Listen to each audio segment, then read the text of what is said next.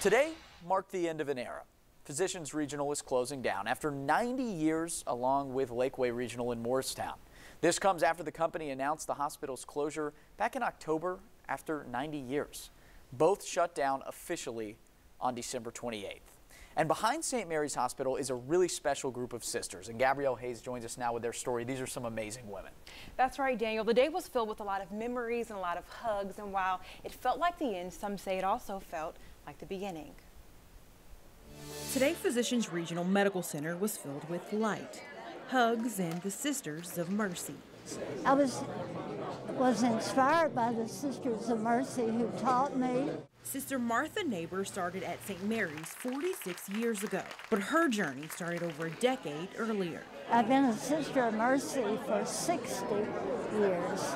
She says when the Sisters of Mercy opened the hospital back in 1930, they had one goal in mind. Our mission here has always been that we extend the healing ministry of Jesus.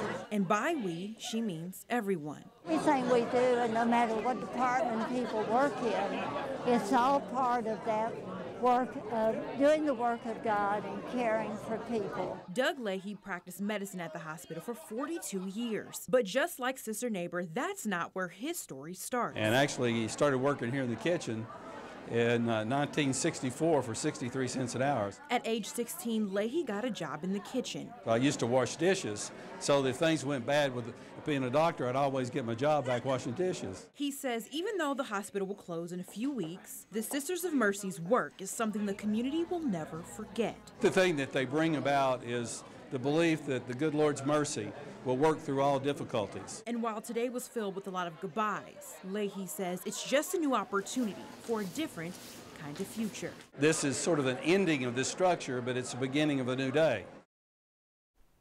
After the facility closes, the only two sisters who still work there plan to retire in Nashville. Daniel.